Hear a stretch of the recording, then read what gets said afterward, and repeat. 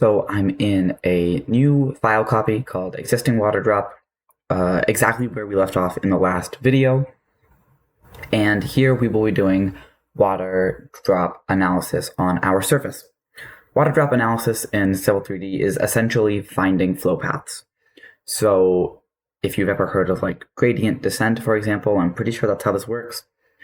But essentially you click somewhere on your surface and Civil 3D will calculate from there how the water will travel from there to the low point. And so we can use this to actually do our water analysis. We need the longest flow path, or a very good representative flow path for each catchment area. And so we will be basically creating flow paths all over our site and then isolating just the longest ones for each catchment, and that will go into actually doing that analysis. So if we head over to the Analyze tab, here you can see the flow path creation tool here. So here we are going to do the water drop analysis. And in this menu here, I am going to create a new layer for our paths. So I am just clicking on the 3 dots icon and going to click new. That way we can isolate these very easily. And I will call this Z water drop, but you can call it whatever you want. This is just kind of the naming scheme used inside of Civil 3D. Typically vowels are omitted and the first letter kind of represents what practice you're dealing with. Like C are normally civil, A are architectural, like lines and drawings, whatever. I'm just using Z for analysis here. I'll also change the color to blue. I mean, I associate blue with water, so I'll do that. And then click OK. And I will also put the place marker at start point as yes. And that way we can just see where we clicked. All right, so now it's asking me to select a point, and I'm going to turn off my object snapping here. And I will click somewhere on my site, and you will see, depending on what catchment I'm in, it's going to make a blue line from wherever I click to a low point, like this. So Civil 3D is identifying this as the low point of this catchment area, and this is the path the water would most likely take to get from where I started to the ending. So you can just keep clicking around, and you can see all of these lines eventually converge to that low point, which makes sense, right? And if I click on the other side of this catchment, for example, you'll see it goes to a different low point. So that's why we use that watershed analysis tool last video, so we can see where these low points are. So when you're doing this, all you need to do is sort of verify. The first thing you need to do is verify where the boundaries of your catchments are. Is this correct? And then the second thing you need to do is find the longest flow path. So to analyze if they're correct, I typically just try to make points and flow paths around my boundaries. You know, see is the water flowing in a different direction. You can see here it is flowing in a different direction, but again, it's so small that it's not even that big of a deal. So you will be making a lot of these. Right. Then the other thing you want to concern yourself with is trying to make the longest one possible. So I'm going to try to, go to these back corners to create them. And so you can see the path the water would take here. Something like this, I only made 1 point, indicates that the water could split. And right here in this point, these are both equally sloped options. The water could go either way. But just keep on making points all over your site. Do it for all of your catchment areas. And so you can see this is the one we made ourselves. It does exist.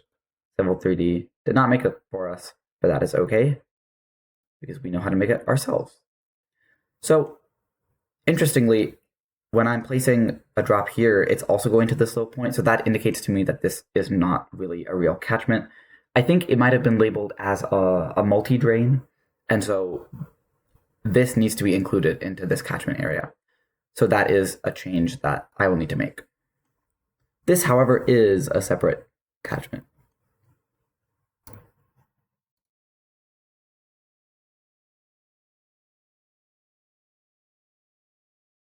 All right, that looks pretty good to me. So with this information, the first thing I am going to do is include this catchment in the bigger one we have right here.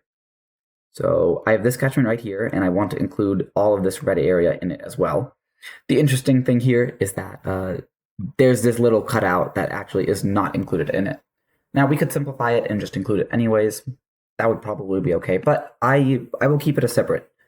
So yeah, now we're just gonna go and do that. So I will be turning on my object snapping and adding a lot of vertices to this. It's going to be a little bit of a slow process to do this, but that is okay. Shouldn't take too long. I'm looking for those squares. The squares represent an endpoint to the line. So where one line segment ends and another one begins.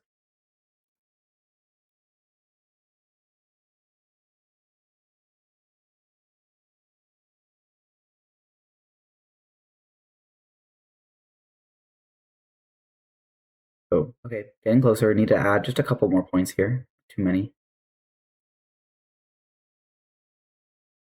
So you can see where it might be adding it from. So I might want to add it on this side instead. Yeah, that looks better. With endpoint.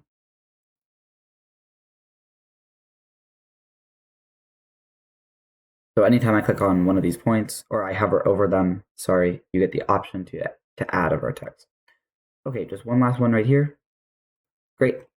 Now I can go back and actually delete this.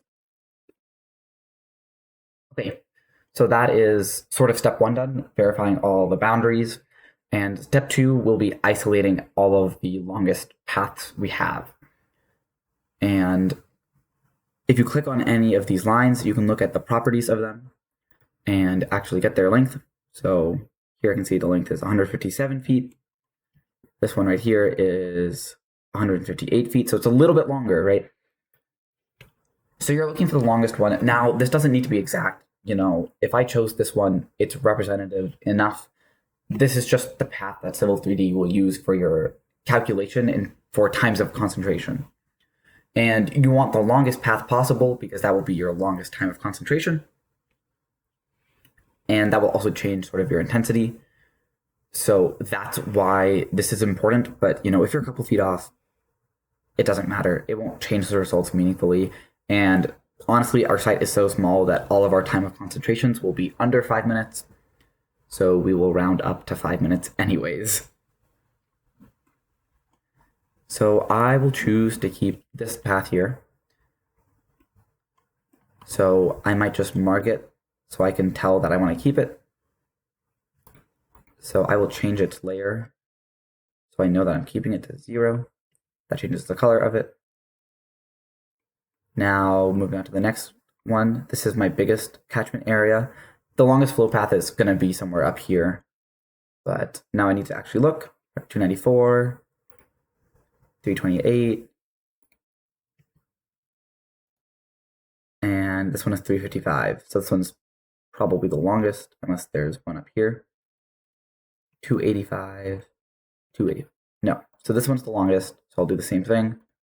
Just change the layer for the color. I think it's easier to change the layer. That's 1 and 2. I have this little right here, watershed, so I'll change this one. So just go through your site and do the same thing that I am.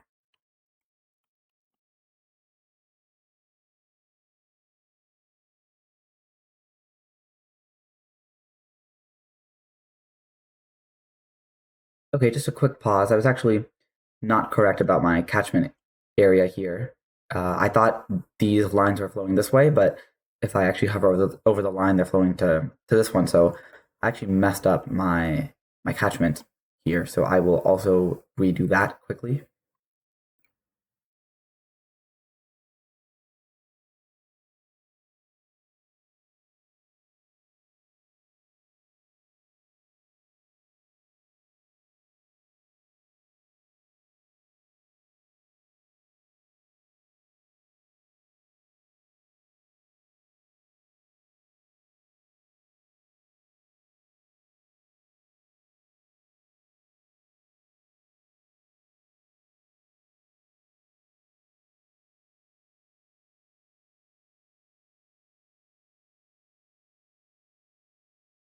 Okay, so I have all of my lines picked out and my catchments fixed. So now I want to get rid of all of the other water drop lines I don't need. So I can click on any one of them that I don't need, right click and select similar.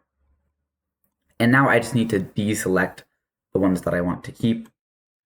But since I changed the layer on them, they actually weren't selected already. So now I can just click delete and all of those get deleted.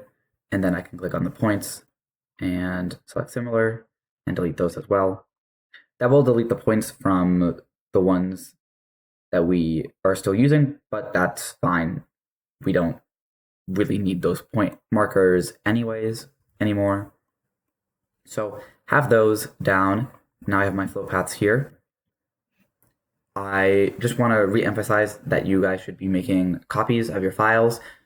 You need to submit one sheet showing your exploration that you did right before this with all of, the boxes here.